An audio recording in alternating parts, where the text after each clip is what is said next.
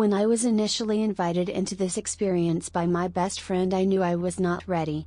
Because of a long history, 28 years, as a serious crack and heroin addict, I knew I had to be very careful of my motivations. However, I am not in any way a white knuckle, by the book recovering addict. I still smoke marijuana occasionally, and I do enjoy a good glass of wine at dinner or before bed. But going into an experience as intense and potentially alluring as this warranted some serious consideration. When I finally did decide the time was right, I was careful to set very clear and very specific intention around my journey. My background as a practitioner of ceremonial magic in my early years, and now as a practitioner of Tantra Yoga, specifically Sri Vidya Tantra, which is a mantra-based, highly ritualized form of yoga magical practices, had all prepared me very well to fully embrace everything that Sophia, our facilitator's name for the batch of 5-MeU DMT that we were partaking of, would bring to me. I also have developed a very dedicated, devoted yoga asana and pranayama practice, which I feel also served me well. I had been told that relatively few people purge with this substance, but, just to be on the safe side, I only had a protein shake that morning and just a light, vegetarian meal the night before. I had become vegetarian some 6 months before. The only herbal supplements I take regularly are Donkey and Osha. All in all, my system is fairly clean and incredibly strong and resilient. I was very impressed with the diligence and intention that was given to make sure that I was as prepared as possible to undergo what, for me at least, would prove to be the biggest shift in consciousness of my entire life. The Temple of Awakening Divinity was the agent of my introduction to 5-MeU DMT. They called and did a medical background and mental health screening. The weekend before my circle was to dive, an orientation was offered which was incredibly informative and yet in no way didactic, allowing each individual to step into the space as we chose.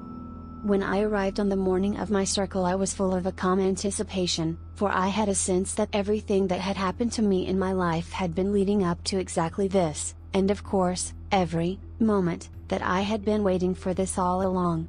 I helped to prepare the food that would be offered between dives to help ground each individual after they emerged from the field. Then we all went in to be seated at a beautiful altar, in a room with vaulted ceilings, sumptuously appointed and with a huge cushion in the center covered with plush purple comforter and an Eye of Horus pillow where we would lay our heads as we went in. Our facilitator used the symbol sets of ceremonial magic to sanctify the space and cast a circle of energetic protection, which made me feel even safer and well taken care of. Directions were called, wards were set in place, and we were each censed and asperged. Then we were asked in turn to offer our intention, and, this really struck my heart in a good way, to offer a shadow. I offered my intention, which is stated below, in the shadow of needing recognition and acknowledgement and my issues of abandonment and rejection. Then came the big question, which was no question at all for me. Our facilitator asked who's going first. My hand shot up immediately. I am, I said with certainty and conviction. I was ready. Our facilitator asked me my history with psychedelics and entheogens, the latter I had never tried, the former only in my late 20s, actual LSD 25 on sugar cubes saved in someone's refrigerator from the 60s or 70s, and some mushrooms about 10 years ago. He asked about my drug tolerance, and I explained that although I had been a severe addict, I was always a lightweight with a low tolerance. From that information he determined my dosage to be 9 to 11 milligrams and explained that he used to use a scale but had done this so many times that he had gotten fairly exact at eyeballing it. I decided to trust him. I trusted the people who had connected me to him and knew that there were literally thousands of people who had experienced this through him. My intuition told me it was okay, and I have learned to trust that as well. I watched as he filled the chamber of a vaporizer with argon gas, an inert suspension to carry the vapor into the lungs. He placed the prescribed dosage of white, crystalline powder in it, and I watched as it filled with thick, white smoke.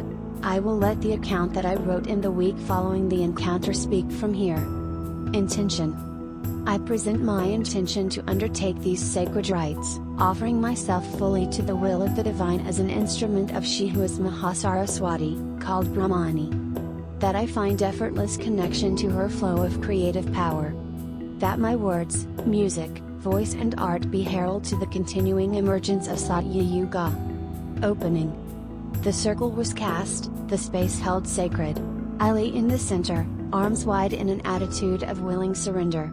I was asked to sit up for a moment and our facilitator came beside me. In perfect love and trust I offer you this lamp of light. Journey well. I took in a deep breath of air and let it all out, then took the lamp to my lips and inhaled deeply. The taste was strange yet somehow vaguely familiar.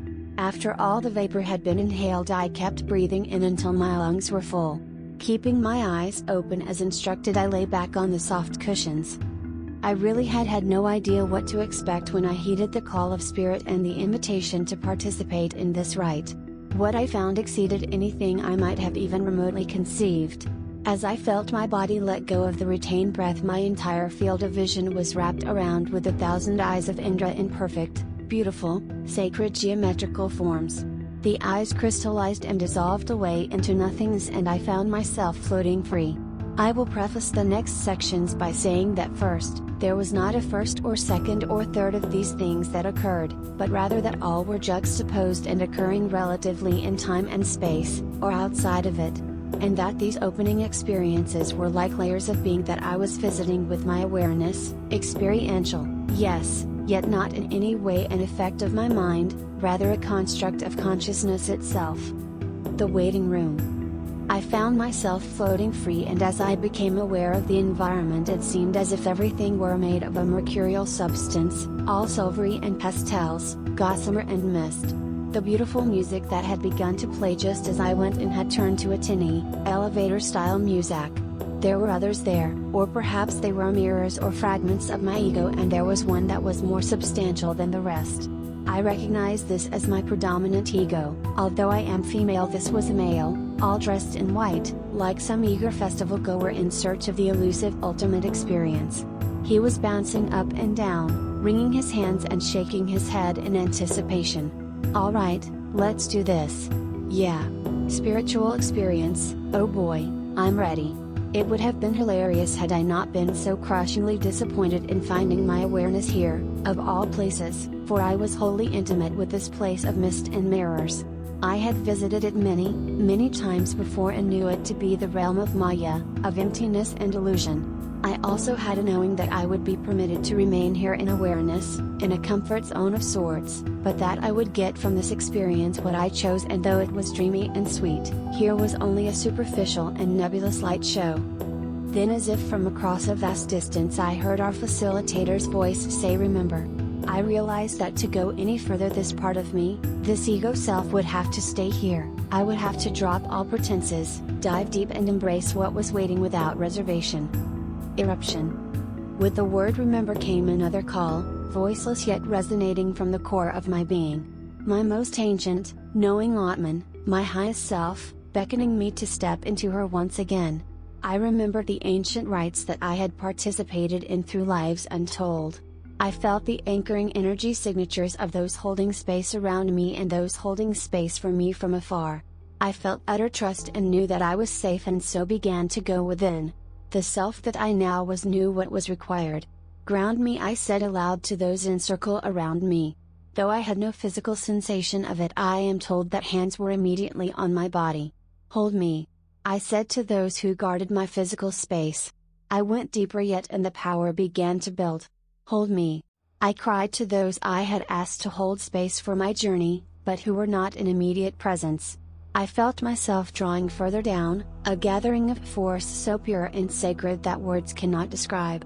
"Hold me," I cried to all holders of all sacred ritual and circle throughout time.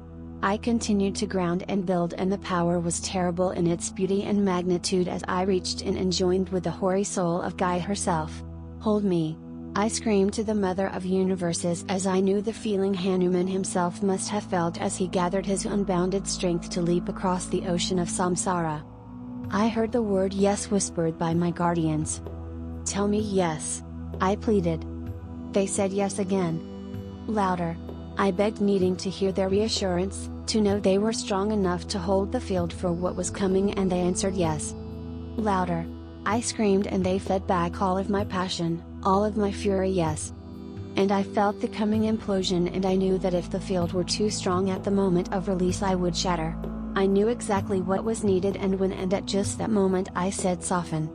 The field I was held in relaxed just enough that the edges were allowed to curl gently in, the linear crystalline planes of force becoming pulsating waves of geometrical particulate. I felt what every flower bud feels as it bursts into bloom, what every volcano feels as it erupts from the Earth's crust, and what every supernova feels as it implodes in massive nuclear annihilation. From beyond the center of my being issued forth two distinct and inseparable projections. With the fury and potency of all of the pain and all of the ecstasy of creation, came a scream that shook the very foundations of matter itself.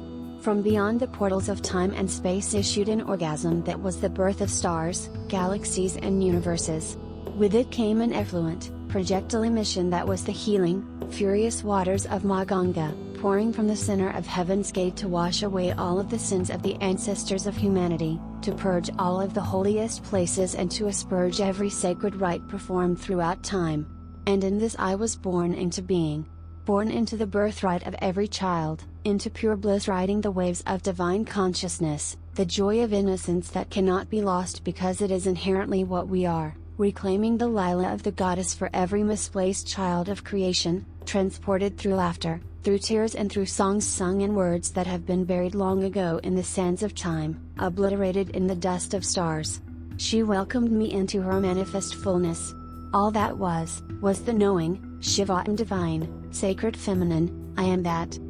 I remember soft waves of silvery light with all colors of creation, and then some carrying me in an ecstatic, dancing flow. I was once again what I have always been, an innocent, beautiful divine child of the universe, and I was healed of all limitation and constraint. I cannot begin to express how utterly sacred and held I felt and still feel residually. There is much more to my journey, but this has been compartmentalized by grace in my mind until I am ready to receive and process it. When I emerged from the field of being, my words and every atom of my essence said, I am held. I could still feel the waves of energy around me, palpable enough to play with, and I felt absolutely delighted in the engagement with it. I recognized those around me, still holding space, still saying yes, and some I felt called to share with, a message just for them. My holder of earth energy, I told that I, too, felt the pain of the earth just as he did. I saw him hiding a feminine power within, and I told him to let her out, for she was beautiful. The healer in the circle was to be told that she was fully present and that her body was beautiful and perfect.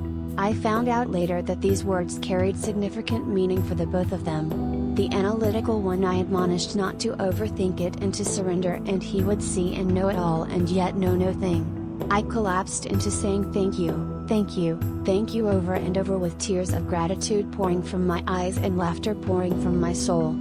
Now that a span of days has passed, it is interesting to observe my ego being very attached to the experience itself. In all of the workings I have engaged in before, I have come to understand never to expect any experience to be recreated. This only leads to disappointment. And yet how the ego is attached.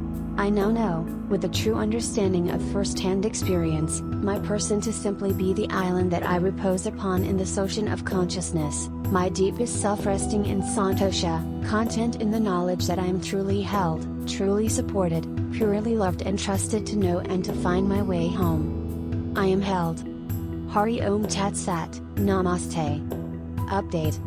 Now that over a month has passed, I am happy to say that the gifts of the intention I set keep flowing in. My creativity has been reawakened and has been steadily blossoming. I have been writing, recording and creating opportunities to share the music that is moving through me. I feel much more alive and I see the light in all those around me more clearly and consistently. My practices feel more potent and powerful, and I feel I am a much more open conduit for the inherent divinity within to shine through. It has been revealed to me that my path with 5-MeU DMT is not yet over, however I am content to receive the fullness of this experience and not be in a rush to get to the next one. An integration circle was offered at the end of the week of deep dive circles that was crucial to my own process. I was able to acknowledge the addict mind that just wanted to do it again, and hearing the singular and intimately personal ways in which each person described their experience reminded me that this was a moment in time that would remain forever unique unto itself, for me and me alone. Writing this account has also been a part of my process, and I can only hope that the sharing of it will in some way serve. In the field of collective consciousness,